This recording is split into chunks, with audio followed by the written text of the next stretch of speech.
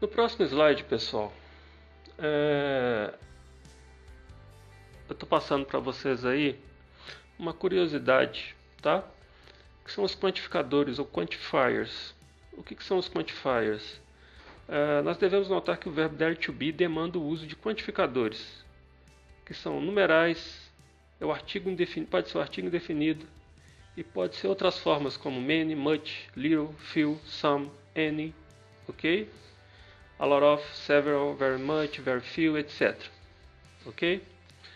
Vocês se lembram do exemplo do uso do verbo dare to be na afirmativa?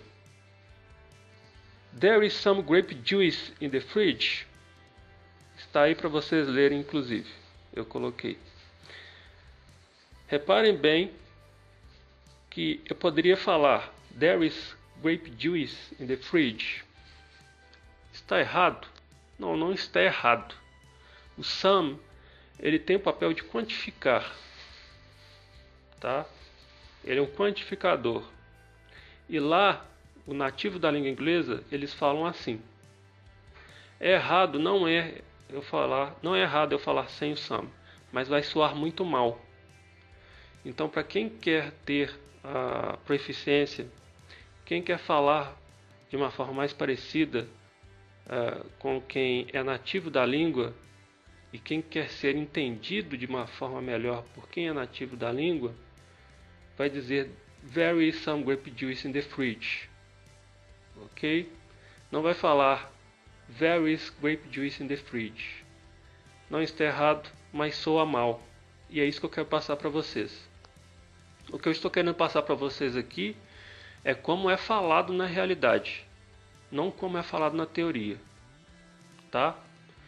No outro vídeo que eu passei sobre o verbo dare to be, eu coloquei o exemplo, se eu não me engano, apenas com there is grape juice in the fridge. Não está errado, uma forma didática para ensinar, não está errado. Mas como eu estou fazendo um vídeo mais completo agora, eu estou passando a forma real para vocês de uso, tá? E a mesma coisa para as outras formas. Reparem bem que sempre depois do verbo dare to be, sendo ele na forma there is ou there are, sendo ele na forma negativa ou interrogativa ou afirmativa, ele sempre demanda, ele sempre pede um quantificador, seja ele um numeral, um artigo indefinido ou qualquer uma dessas outras formas que estão escritas aí em cima. Então vamos ver os exemplos. There are 3 cars in the garage of my neighbor. Ok?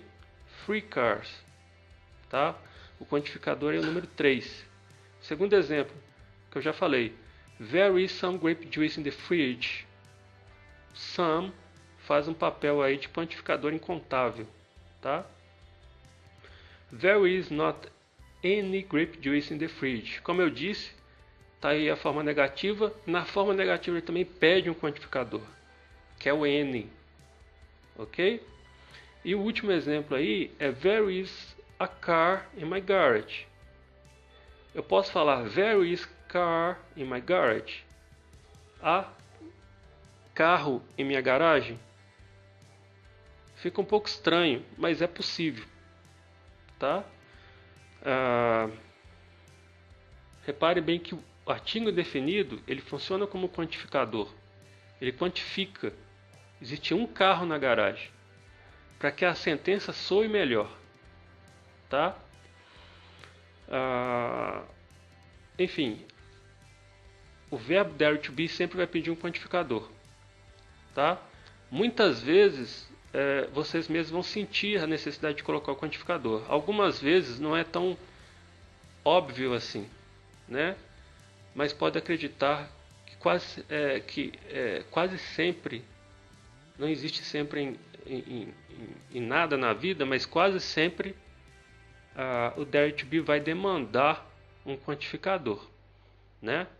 porque se você não incluí-lo na sentença que você está escrevendo ou falando, vai soar mal para outra pessoa, principalmente se for nativo da língua inglesa, vai soar mal para ela.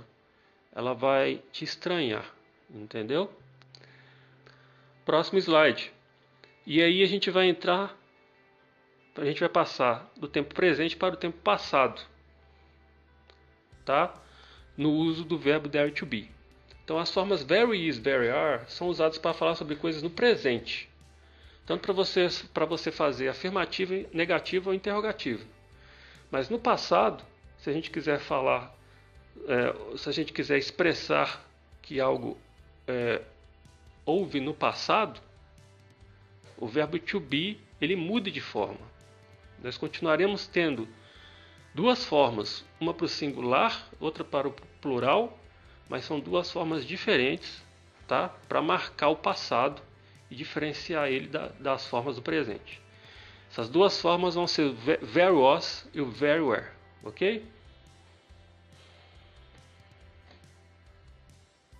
Então, a diferença entre a forma very was e a forma very were é que a primeira é usada para se referir a coisas, animais ou pessoas no singular do passado, enquanto a segunda é utilizada para se referir a coisas, animais ou pessoas no plural do passado.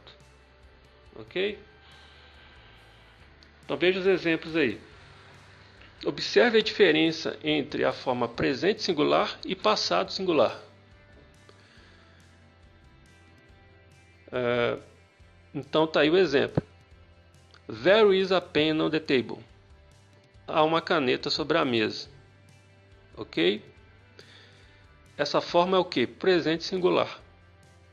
There is. Então há uma caneta sobre a mesa agora. Neste momento, nesse instante, há uma caneta sobre a mesa. Mas a sentença de baixo, ela usa a forma very was. Quando vocês virem very was, você já pode saber que é o verbo dare to be no passado, no singular, né? Então, there was a pen on the table, ou seja, havia uma caneta sobre a mesa, havia no passado. Eu não estou falando que há uma caneta agora, eu estou dizendo que havia uma caneta na mesa, no passado. Entendeu? Próximo slide. O exemplo agora do plural. Observe a diferença entre o presente plural e o passado plural. There are a lot of pens on the table. Há muitas canetas sobre a mesa, agora nesse instante. E a segunda sentença é There were a lot of pens on the table. Passado plural. Ou seja, haviam muitas canetas sobre a mesa. Entenderam a diferença? Presente plural, passado plural. É isso aí. Bem simples. E aí nós vamos para o próximo slide. O que nós temos no próximo slide? Nós temos a forma negativa do passado. O verbo dare to be no presente não tem a forma negativa, então o passado também tem a forma negativa. Qual é a forma negativa do verbo dare to be no passado? A formação é a mesma do verbo dare to be no presente. É simplesmente acrescentar essas formas do passado à partícula de negação not. Então, como vocês podem ver aí no exemplo, fica o seguinte. There was not a pen on the table. Não havia uma caneta sobre a mesa. Tá? É o mesmo exemplo anterior da forma afirmativa, só que agora ele está negando, né? Forma negativa. Agora no plural. There were not a lot of pens on the table. Não haviam muitas canetas sobre a mesa. Ok? É simplesmente acrescentar o not logo após o verbo dare to be. Ok? Muito simples. E agora vamos para a forma interrogativa do passado. A forma interrogativa do presente era só alterar a ordem do verbo to be, das formas. Então ficaria, ao invés de there is there. There are there. E aqui então nós temos o que? A mesma coisa. Nós invertemos, ok? Nós colocamos o was e were na frente da partícula there. Então fica assim: was there a pen on the table? Havia uma caneta sobre a mesa? Ou então no plural: were there a lot of pens on the table? Havia muitas canetas sobre a mesa? Então é a mesma sistemática de construção, tá?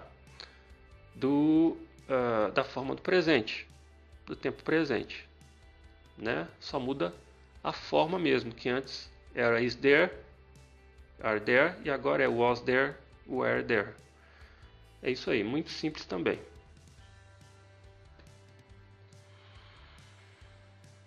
E nós temos também as short answers para essas perguntas aí com o verbo there to be do passado, tá? Então vamos lá. Was there a pen on the table? Então, ou seja, a primeira sentença lá atrás foi afirmativa. There was a pen on the table. Depois veio a sentença negativa. There was not a pen on the table. E agora a interrogativa. Was there a pen on the table?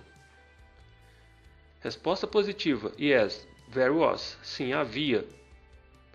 Resposta negativa. No, there was not. Ou there wasn't. Não, não havia.